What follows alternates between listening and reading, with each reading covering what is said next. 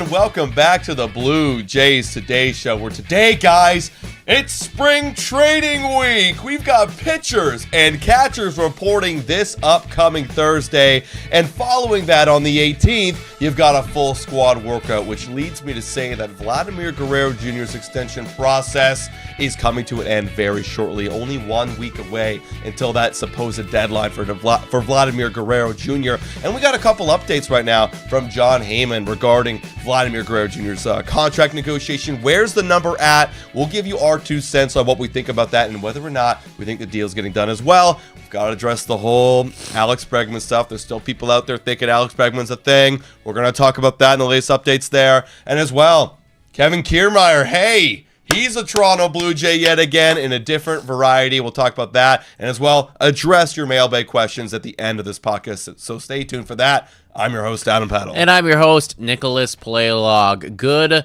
prevailed over evil yesterday. End of the Super Bowl always means that baseball season is upon us. Shout out to those Philadelphia Eagle fans out there. If there happen to be some in the chat, we were honorary Philadelphia Eagle fans yesterday just because we didn't want to see the three-peat. But end of the Super Bowl, that means baseball. And of course, it also means that the clock is 100% ticking right now on that Vladimir Guerrero Jr. extension. February 17th, February 18th, one of the two. That's the deadline. It is February 10th right now. So we are officially 1 week away. And according to, who was it? It was John Heyman. I believe it was. One of the Johns. There's a lot of Johns. John Heyman, the talks are progressing. The number is getting up there. He's thinking $400 million is where we're at right now. Yeah, we'll play you guys the clip right here. It was on one of his own live streams. This is BR Walk-Off reposting it, so shout out to the audio and video from these guys. We'll play a little bit of this clip for y'all. Let us know if you guys could hear it on your end. This is John Heyman with the latest on Vladimir Guerrero Jr. Thank you. Shout out whoever just subscribed right there. If Alonso signs with the Mets, that means no Vlad. I would say that's probably true. I don't know how likely the Mets are for Vlad anyway. I mean, look, Vlad's on the Jays right now. He's a Canadian citizen. They're giving it a shot. They're trying to sign him. They're hoping for the best. Now, a year to go with a superstar player, it's probably not that likely, but the number's getting thrown around now, over $400 million. He's a Canadian citizen. He grew up there. I mean, I've heard rumblings. It's not that likely, but I don't know. To me, you're offering him over $400 million. Great player. Not Juan Soto. I don't know if they get to 450, I'm there. I'm taking it. If I'm Vladimir Guerrero, he likes Canada. They love him there. It's been great. So, That's kind of the latest right there on John Heyman. So he says a couple nuggets right there. The number that is being thrown around is that $400 million mark. And there's apparently that from what he's hearing, people are saying that like it's unlikely that he's going to sign. However, like John alluded to, if it gets up to that 450, then why don't you smash it if you're Vladimir Guerrero Jr.? What do you make of this, Nick? And do you feel more confident that even a week away, we're hearing $400 million is kind of where we're at? Man, I'm so 50-50 on this. Like, I do think that as time has gone on, I'm trying to put myself in the shoes of both parties. And I personally think that it makes sense for Guerrero to take the extension, especially if that number is up there at $400 million. Like, that will put you in the top 5 of MLB in terms of contracts. Top 3, too. Well, no, because Mike Trout I think his contract was 420 or 430. Yeah. So again, Mike depending Trout, on, where, again, like, are you top 3, then you need to get like 450. Yeah, top 3, top 4, Right. Yeah. Either way, I personally think that is very reasonable with what it is that you've accomplished in your career so far and, what we're projecting you to accomplish in your career. However, Vladdy might not feel that way. He might really be bought in on the fact that he's going to have a monster season in 2025. And honestly, like, that's the right mindset. I want you to feel that way. I want you to believe that you are a $500 million dude and then go out and prove it on the field. So I am so 50-50 because I personally would take it. I don't know if Vladimir Guerrero Jr. is that type of individual, though, and, maybe he might want to bet on himself for 2023. Yeah, we don't know what his cutoff point in terms of numbers are, but the fact that if the Blue Jays are around the $400 million mark, I think that's going to make him stop and think about it a little bit, right? I think you have to. And again, it all depends on what is the details of this $400 million, $450 contract. Again, are there opt-outs halfway through that make it a little more incentivized, right? Because if it was let's say it's like a 420, let's say, shout out, nice 420, but it's really front loaded, like I've been kind of saying, and you have opt-outs after year 5 or 6, then maybe you could go and add on a lot more money after that, get an Aaron Judge type deal, and make like $500 million when it's all said and done.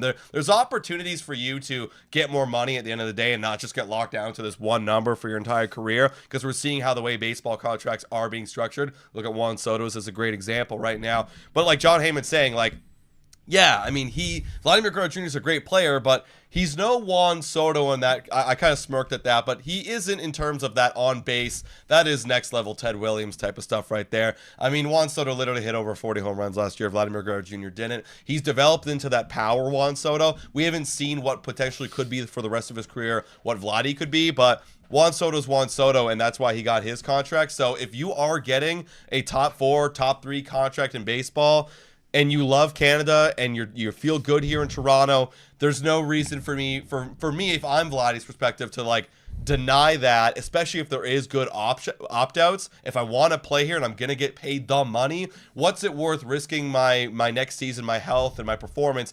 What's the worth risking for next year $25-50 million if I can go bet on myself right now, just take the money and exactly. Now, from the Blue Jays front office standpoint, I don't if they're at that $400 million mark, I'm kind of on the same page as them, right? Because of course everybody always wants it to just get the extension now, pay him whatever he wants, but they do need to run it like a business, and we do need to remember that the 2 seasons prior to last year, that wasn't a $400 million guy, and if he comes out next year and he has a low 800 or high 700 OPS, and we're paying him $450 million, everybody's gonna go, what the hell? This is a terrible contract. And they have to keep all of that in mind, right? Yeah. That's something that they need to remember. So, I mean, the fact that they're up there, respect, I mean, I personally think that's around where the compromise number needs to be with 1 year left on your deal. We'll see if they're able to get it done with 1 week left to go. Yeah, I mean, when it's all said and done, Vladimir Guerrero Jr.'s career is an 863 OPS guy, average 288. You could almost compare him directly to a Rafael Devers in that sense. But the difference is Vladdy's got the leverage of hey, when I'm really good, I can give you what I did last year, and I can give you what I did in 2021 when I'm absolutely phenomenal. So and plus over time, you're going to have some inflation in those contracts. When people like Juan Soto sign, well, then that's going to up your market value a little bit. So I honestly, that's kind of where I'm kind of agreeing with John Heyman. If you're getting that $400 million offer, just take it. That's a phenomenal deal for what you've done in your career. Yeah, exactly. I do believe that, because ultimately, let's put it this way: even if Guerrero puts up his career numbers next year, he bats 288, he's got an OPS around 860.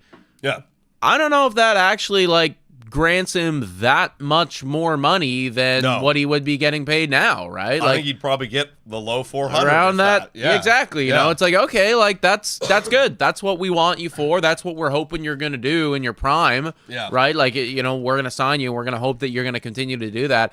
To actually get more money, he's got to do, 2021 type of shit again. Maybe, 2024 would do it as well. But it's got to be one of those 2 years where we are, top 5 MVP type hitting seasons and playing out of our skin. Yeah. And ultimately, if I'm Vlad, just looking at the career numbers, if you do that doesn't actually move the needle at all. So personally, I would take the money if I was him. There is still a week of time for him to figure it out. This is going to come down straight to the wire, as we know. And we also are aware that the desire is to hold on to Vladimir Guerrero Jr. from the front office. That's what Ross Atkins came out and said. And I mean, I think that is that should just be a given. You know, that's we know that it of course, right? The desire needs to be to keep him. What he should have said is the desire is to keep him at a reasonable price point, because that's what they want to do.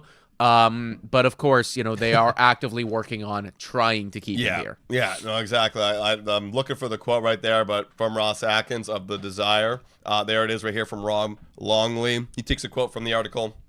As deadline looms, Blue Jays general manager Ross Atkins says desires to have him there. So honestly, hearing that is more than I've ever gotten from Ross Atkins. Right. Like, they've always like pushed it away. Like even in the Max, this is where this is from, is the Max Scherzer press conference or Zoom press conference, whatever it was, media, like something that like we didn't get to see. But he was basically saying like, this is about Max. When asked about Vladdy, like, this is about Max, but our desire is to keep him, blah blah blah blah blah. That's more than I've ever gotten. Usually just pushes away and then like never talks about it. So the fact that it's down to a week, I mean, I think they're pretty set that like they're trying to get it done, and so is Vladdy. So yeah, it's good. It's good signs overall is what I'm kind of suspecting. Like we're moving in the right direction that I'd kind of anticipate. Like we're a week away, and we're close enough where it does feel like we can eventually bridge that gap and come to some sort of conclusion here. Yeah, of course, man. And again, like we've gone into depth as to what it means to have Vladdy on this team long term, not only just for next season's competitiveness aspect, but it's the foundation. It is what you build off of. You get Guerrero locked up for 12 years. Well, now you know that for the next at least 5 years, it's Vladdy and it's Santander, and those are the staples in your lineup. And then the rest of everything is you're trying to build and sculpt around those two guys. Yeah. And then, in the back half of career, it's, it'll be Vladdy and somebody else. You hope that to be the case anyways, right? So, yeah, we need it. We need it to happen. I would be very scared if it did end up going to free agency, because 100%. that you are going to, I mean, like John Heyman brought up, the Mets being out after they extend Pete Alonso. Well, not really, because the extension that they got him on is one where he might just be a free agent next year as well, right? Yeah, so they could be very much in the mix. I don't want to be up against Steve Cohen. We know that the Boston Red Sox are going to be very much in the mix for Vladimir Guerrero Jr., and that could be extremely enticing to him, having Rafael Devers over there in a historical ball club. I'd anticipate that, the LA Dodgers will throw an offer his way to see what's up, and probably going to be a couple other mystery teams. So I don't want to go there. I don't want to see that. I want to be covering that. Get it done. And I also don't want to be covering, bless you, I don't want to be covering a trade at all. I know there's people in the chat already. Actually, I brought this up to Nick right before the show. Everyone out there that's saying trade Vladdy right now, also John Heyman said no. We didn't get to that part, but later on in that little clip, he mentions like they're not going to trade Vladdy. Like Mark Spire will never do that. Toronto loves him too much. Obviously, we're never going to do that. But like, I look at it this way, guys. Let him walk or trade him if you're in that mindset. How often are you going to see a player of this talent show up to your ball club every single day, play almost 162 games every single day, be 27 years old, 25 years old, going to be 26 this year, and want to play for your ball team for the rest of his career? How often does that happen? Not very often. You do not let these guys walk. You do not trade these guys away. If they want to play here, you get a deal done. You figure out, you find a way to make it done. I don't care how it happens. You find a way to get that done. Yeah. 100%. 100%, dude. I completely agree. Let's move on and talk about the Alex Bregman stuff. Now, there might still be some people out there speculating on the Blue Jays bringing him in and, other reports of saying, oh, we're still in the mix. And that might be true. Like, there might still be an offer out there on the table. But Ross Atkins, the guy who is literally in these negotiations, he came out on the weekend and he was talking about, well, what's actually going on here? And it looks like if we're going to be adding to this team, more likely than not, it is going to be through the trade market, which effectively means that a 6-year, $160 million deal for Alex Bregman, that's not through the trade market. That would be a big, just a big splash regardless, and it doesn't seem like that's going to happen anymore. It really doesn't feel like at this point the Blue Jays necessarily are dying for someone like an Alex Bregman. Like they have to throw out this money to save this team. Like there's different avenues they can go here, like the trade market that's a lot cheaper, and they got a big cluster of infielders they got to do something with. You can go and add to your team in other ways than signing a 30-year-old Alex Bregman for that much money. You can allocate that money elsewhere into your cornerstone franchise player. But that's the thing, right? Like, and also we've heard reports that like Alex Bregman, the Cubs they came out and talked about how, don't listen to all the reports out there, all those like 1,000 worded articles that are linking us to who. Don't worry about that. Like, I'm not taking anything off the table, but don't worry about that. Just going to show and doubling down on, like, you're going to hear a ton of reports about this guy saying that, the Blue Jays are around on him and that guy saying that. But honestly, if you just look at the reality situation and take it from the horse's mouth, Blue Jays are, sure, they might have a 6-year offer on the table, but they're not going to go above and beyond to get Alex Bregman, and probably just gonna go look at the trade market. And honestly, I am okay with that, right? Like, I think that they've done enough this offseason, financially speaking, for me to go, all right, like, you guys did what you need to do. I do think that a trade should happen. I think that, trading away one of those infielders for a lefty bullpen arm or a lefty starter would go a long way. We've talked at length about that, how there is only one person in that pen in the entirety of the Toronto Blue Jays pitching staff right now that is a lefty, and that's Brandon Little, and his arm is going to fall off. It will die. Should you, run him into the ground like they're expected to at this point. So, trade Barger, trade Jimenez, trade one of them. Bring in a lefty bullpen guy that can come into relatively high leverage situations like that. I think would be the next best move. Assuming if we're going to take it from Ross Atkins, and then they're not going to go out and they're going to get an Alex Bregman. So exactly right. It's about shaping the lineup. We've kind of talked about this too, because guys, again, I want to reiterate. Spring training is this week. We're going to see media and videos of, live pitchers facing batters in batting practice. Like, that's going to be a thing that we're going to see, and it's going to get super exciting. Like, there's not, for me, many other big moves, especially what we've heard. It's about shaping the team up right now. And we kind of have to accept that for what it is. Now, one guy who actually can shape up the team, maybe in a pretty impactful way that most might underrate, and that is Kevin Kiermaier. He's not on the team technically as a player, but he is going to be joining the Blue Jays as a special assistant. Now, this came out last Saturday, so a little bit of old news for you guys, but figure we talk about it here on the Blue Jays Today show. What do you think about Kevin Kiermaier? Maybe coaching some of these guys in the outfield like George Springer, Anthony Santander, Dalton Varsho. Not like he needs to coach Dalton Varsho much of anything anymore, but still, something maybe he can work with some of the younger guys, like a Loper Fido or a Clase or whatever, or maybe some guys who are like utility players that don't get that kind of rep. That's a good guy to listen to. Right? I like it, man. Like, obviously, Kevin Kiermaier shouldn't be telling anybody how to swing the baseball bat. But other than that, like, this is somebody that understands the game, right? He's been around the block. He's been to the playoffs several times. Platinum glove winner over there, multiple gold gloves. Like, the guy knows defense. The guy knows baseball. He just knows. Yeah. And ultimately, like, that's just, having people in your organization that know these things and that, live and breathe in the sport of baseball, right? Like, that's important. And, like, you're kind of getting him, I guess you would say, I always like to call his coaching prime. Like, he's fresh off of just playing an entire major league career where he was an elite outfielder. It's still there. You know, like that, the ability to play into the most up-to-date ways of like route running and breaking and everything like that. Everything should still be very relevant. Everything's still relevant to today. And I mean, let's be real. I played outfield. I'm not saying I'm Kevin Kiermaier, but it's all the same. You break one way, you break another way. There might be little tips here and there on how to adjust and read bats when you're in the outfield, but like that's like, it's all pretty relevant. And I think Kevin Kiermaier could give guys, like, for example, Addison Barger, if he has to play friggin' right or left field, how can I be serviceable here, Kevin Kiermaier? You tell me how to do it. Yeah, like get me by for a couple games. Just get me by. Tell me what I need to know. You know what I mean? Yeah. Because, again, like, reading barrels in the big leagues is, I'm assuming, it's going to be a lot different than reading barrels in, like, AAA, AA. Like, if you're trying to figure out, is this a jack? Is this a short fly ball? Like, what is it? Like, tell me what I need to know, especially on different stadiums, too. Like, Kevin Kiermaier has been around, and I like how he's in the AL East still. Kevin Kiermaier has been around to all these ballparks. Yeah. He can tell you a lot what's going on over here in the whole AL East. So I love it. I think it's, like, probably one of the best coaching signings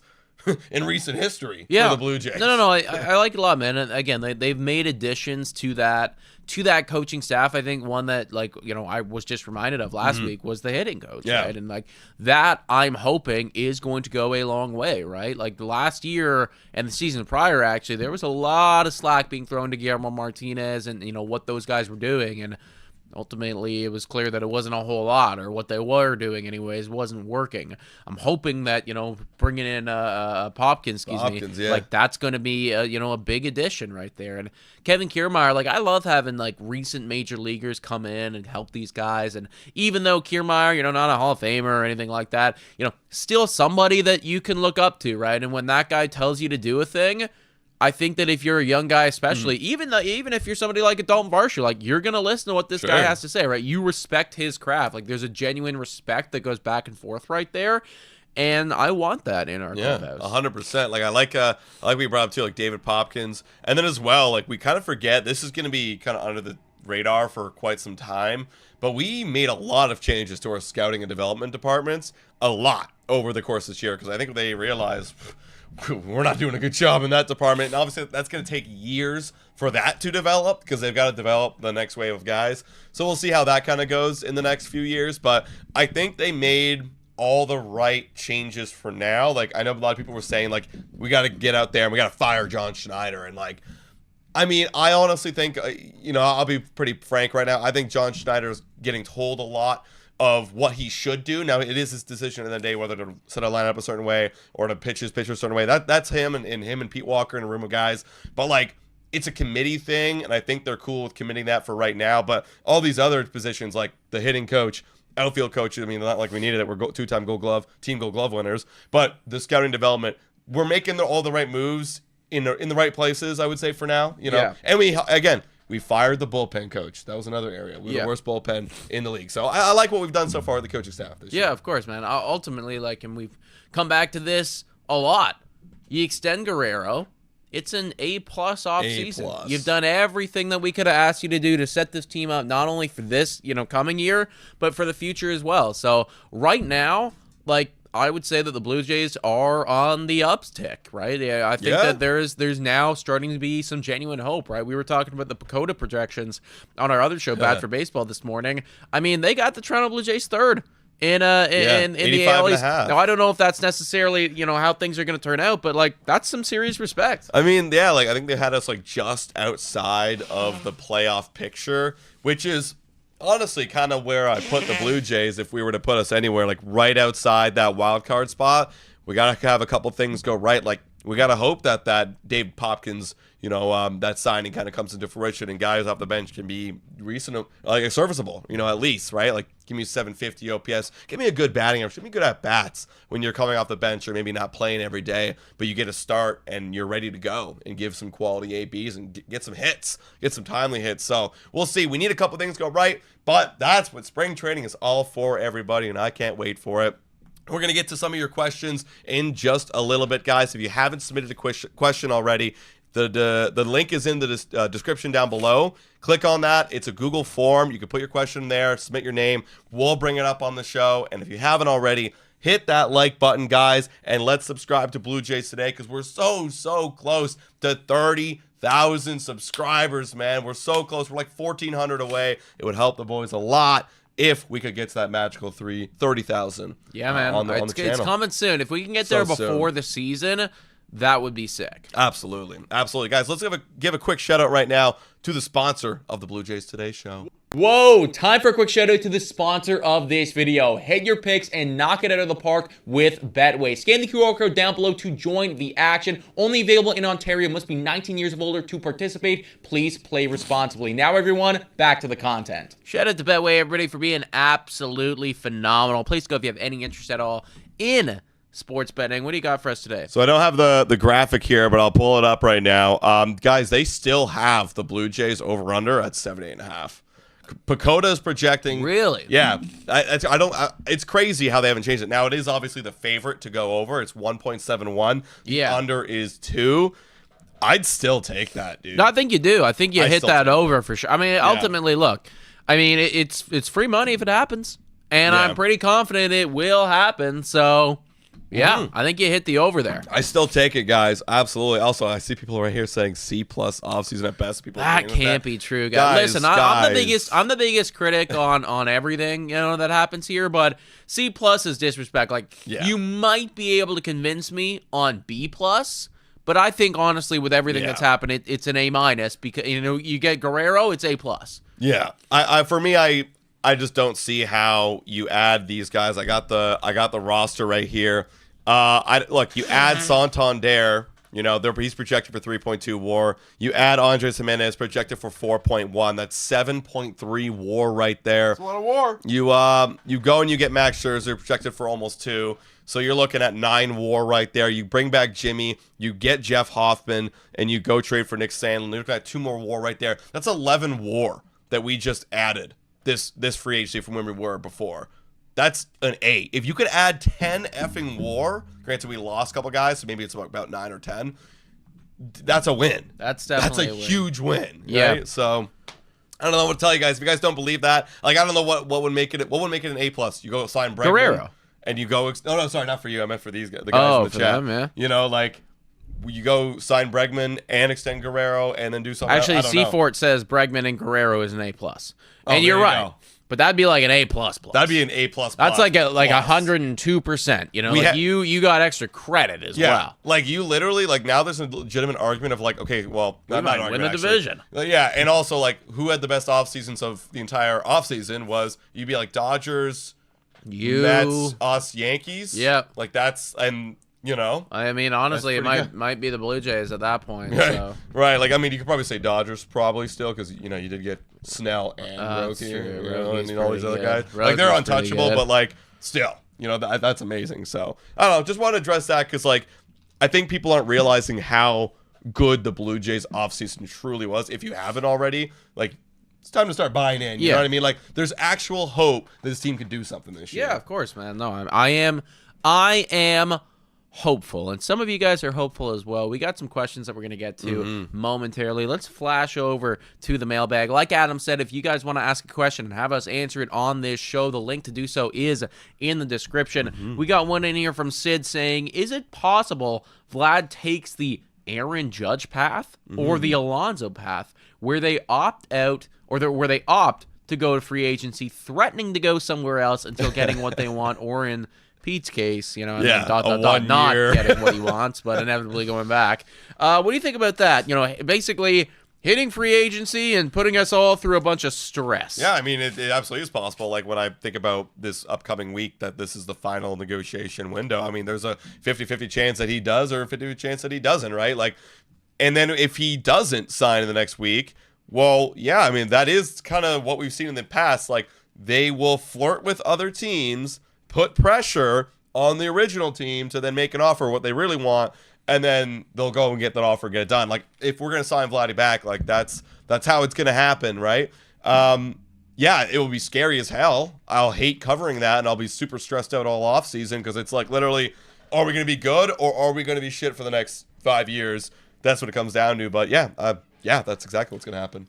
Exactly. I mean, ultimately, they got 7 days to stop that from happening. Yeah. So please stop that. You'll have your answer really soon. So, in 1 week time, you will know whether or not it is or isn't going to happen. And if they don't reach an extension by that period of time, then it's going to be exactly like Aaron Judge. And we're going to hear reports that he's going to Boston. We're going to hear reports that he's going to the New York Mets. Now, the scary thing is that he could actually go there. And you know what I mean? I think a lot of people, when Aaron Judge was happening, was thinking, oh, no, it is going to be the Yankees. He'll go back there. I think that there's a legitimate chance that, Boston or New York Mets, I would be enticed if I was Guerrero. Sure. Seriously, because you're going to get a shitload of money from both of them, and they're probably better positioned than the Toronto Blue Jays are to go on a serious run, especially if one or both of them make the playoffs and, go deep in there. I mean, if I'm Vladdy, I could definitely be convinced. So, it's going to be very scary, and that is ultimately why, you might be convinced to go up to 450 if you're the Jays right now, just to stop that from potentially happening. Just getting it done and giving yourself a lot less stress. Because once you get the deal done, too, you can just move on, right? You can just move on and start planning for the future. And I think that's where we all rather than trying to stop the ship from sinking, you're now planning. You patch up the holes. You can now look at the future right now for the time being, right? Another question here from Johnny, coming in and asking, are you concerned about another 2022 type of year from Barrios? On the surface, a 3.6 ERA, suggesting he will keep his consistency. However, the StatCast page shows a lot of blue. We did look at this the other week, and we were breaking down the rotation. His expected ERA was 4.74. And even after such a great April last year, 1.21 ERA, StatCast suggests his luck caught up to him. And again, we did look at this the other day. That was a little bit of a red flag for me, but it still worked out. I look at it this way, like his stuff always looks like it's going to get hit really effing hard. Every year, it looks like his stuff gets hit really hard, and when it does get hit, it does get hit really effing hard. He's been so good for the last little bit.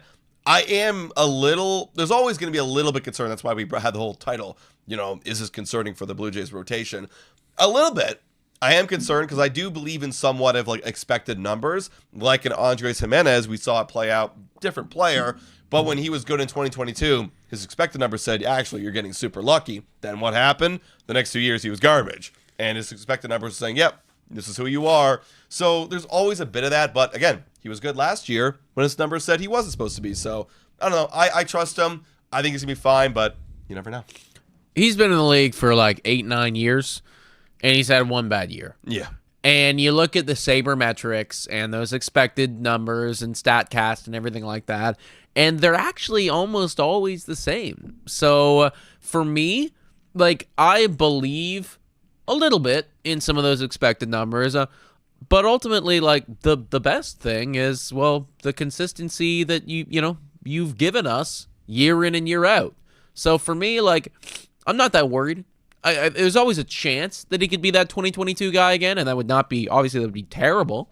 But I think that Jose Barrios is a mid to high 3 ERA pitcher who will give you 32 starts every year, and you can kind of slot in as your 2 or 3 in the rotation and feel really good about it.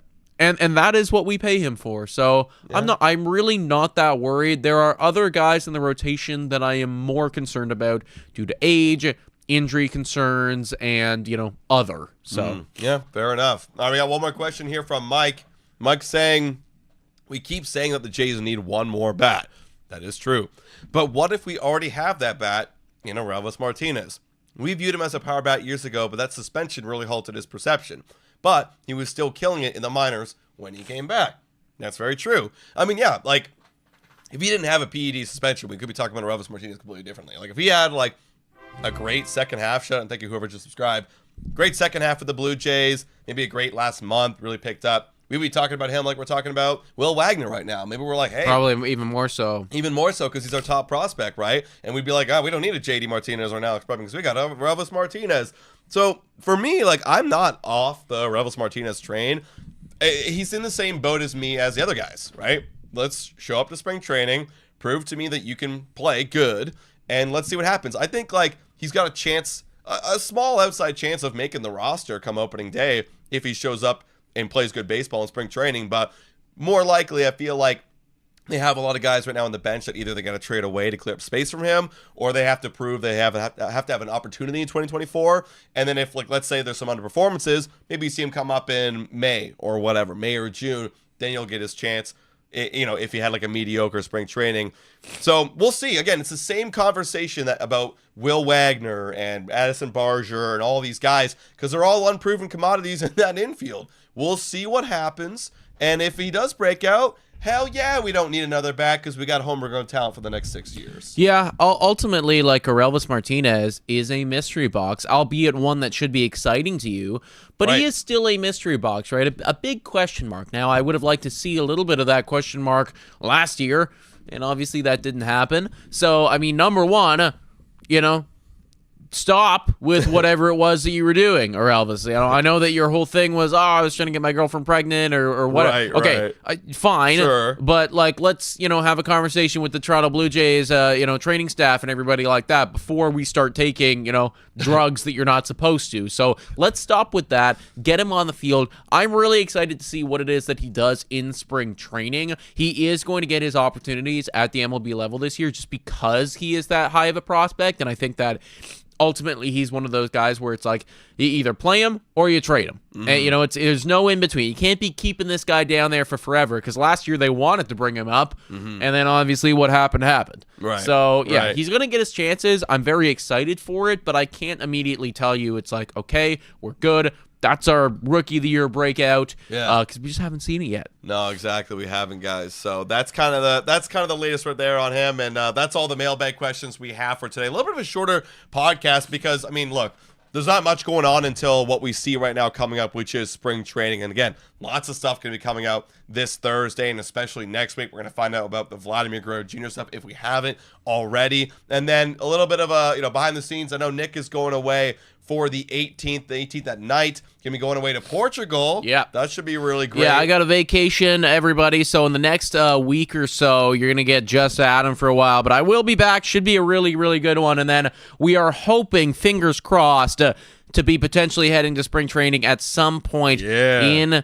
March, which we are very, very excited about. So fingers crossed right there. Maybe we can get a little vlog going for the spring training, do a bunch of stuff, even some player interviews potentially. Podcast from down there with the palm trees. That'd be super dope. Things are going to start heating up very quickly. Absolutely. Literally. So, literally heating up, right? Spring's coming. It's awesome. And also, first game is not this Saturday, but next Saturday. I know Nick will be away, but I'll be live for that Saturday watching the Blue Jays take on the Yankees for the first spring training game. You gotta love to see it's gonna be at home in Dunedin, so we'll hope to see y'all there, guys. Lots of fun and cool stuff coming up, and I can't wait to get into it, everybody. Yeah, please let us know your thoughts about everything that we talked about in the comments down below. Baseball is legitimately right around the corner, and hopefully so is Vladimir Guerrero Jr.'s extension. If you haven't already done so, hit that like, smash the subscribe button. $3 a month, become a Patreon member or a YouTube member. We appreciate every single one of you guys. Thank you so much for watching. And as always, Go Jays, go!